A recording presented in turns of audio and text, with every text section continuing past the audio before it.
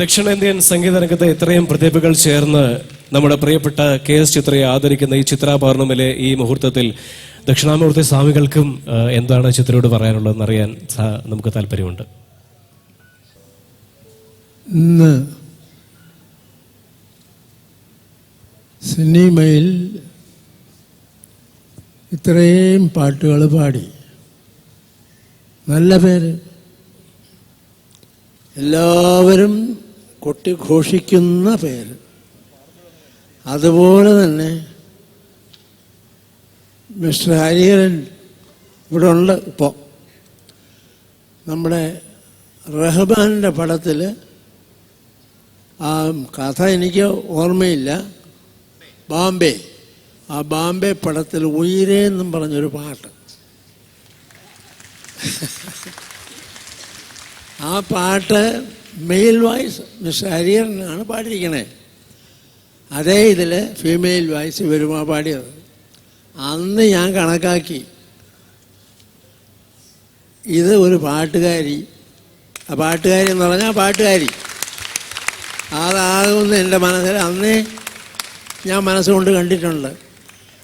എന്തോ ദൈവാധീനമാണോ, അവരുടെ അനുഗ്രഹമാണോ, എനിക്ക് കിട്ടിയ അനുഗ്രഹമാണോ, അല്ല വേറെ വല്ലതുമാണോ, ഒന്നും എനിക്ക് അറിഞ്ഞുകൂടാ.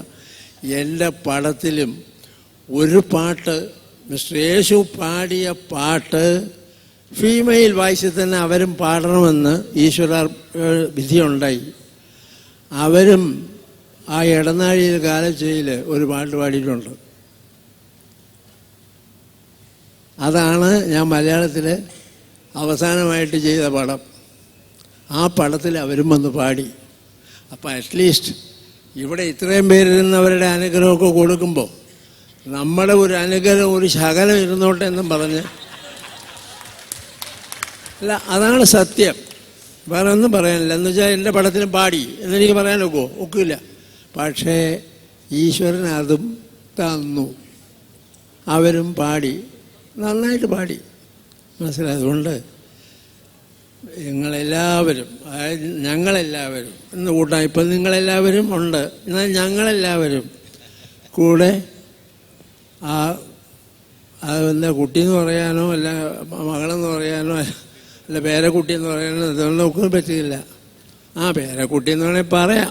ഇപ്പോഴത്തെ ഇതിൽ അവരെ ഈശ്വരൻ പ്രസാദിച്ച് ദീർഘായുസ്സും ഐശ്വര്യവും സമ്പത്തും നിങ്ങളുടെ എല്ലാവരുടെ അനുഗ്രഹവും ആ കുട്ടികളുടെ പേരിൽ ഉണ്ടാകണം എന്ന് പ്രാർത്ഥനയോടുകൂടി പ്രാർത്ഥിക്കുകയാണ്. നമസ്കാരം, നമസ്കാരം.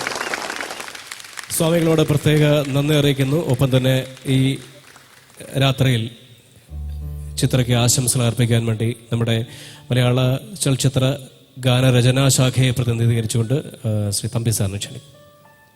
ആദ്യമായി ചിത്രയ്ക്ക് എല്ലാ മംഗളങ്ങളും നേരുന്നു.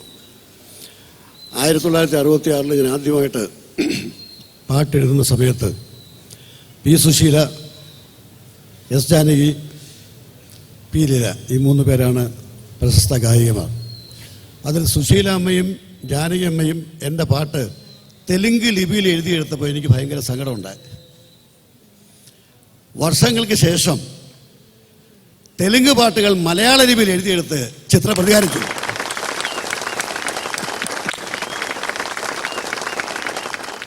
അതിൽ ഞാൻ ശരിക്കും പറഞ്ഞാൽ അങ്ങേയറ്റം അഭിമാനിക്കുന്നു. ആണ് 8 or 9 പ്രാവശ്യം ഏറ്റവും മികച്ച തെലുങ്ക് ഗായികയ്ക്കുള്ള ആന്ധ്രാസ് ഗവൺമെൻറ്റിൻ്റെ അവാർഡ് ചിത്രം നേടിയെടുത്തു. ചിത്രയെക്കുറിച്ച് കൊടുക്കുമ്പോൾ പിന്നെ വേറൊരു സംഗീത സംവിധായകൻ പാടിക്കൊടുക്കുമ്പോൾ ഇത്ര പെട്ടെന്ന് പാട്ട് പഠിക്കുന്ന മറ്റൊരു ഗായിക ഇന്ത്യയിൽ തന്നെ ഉണ്ടോ എന്ന് സംശയമാണ്. അതുകൊണ്ട് എനിക്ക് എൻ്റെ പാട്ടുകൾ പാടി തുടങ്ങിയ കാലം വരെ ചിത്രയെ ഞാൻ വിളിക്കുന്ന ബ്ലോട്ടിംഗ് പേപ്പർ എന്നാണ്. കാരണം ഒപ്പിയെടുക്കും. ആ നിമിഷം നമ്മളിപ്പോൾ പല്ലവി പാടിക്കഴിഞ്ഞാൽ അനുപല്ലവി എന്തായിരിക്കുമെന്ന് ഊഹിക്കാൻ ചിത്രയ്ക്ക് കഴിവുണ്ട്. അത്രമാത്രം വലിയ ഒരു സംഗീതജ്ഞയാണ് ഈ കൊച്ചു ചിത്രയ്ക്ക് ഞാൻ എല്ലാ നന്മകളും തരുന്നു. എനിക്ക് എൻ്റെ സ്വന്തം മകളെപ്പോലെ കരുതുന്നു.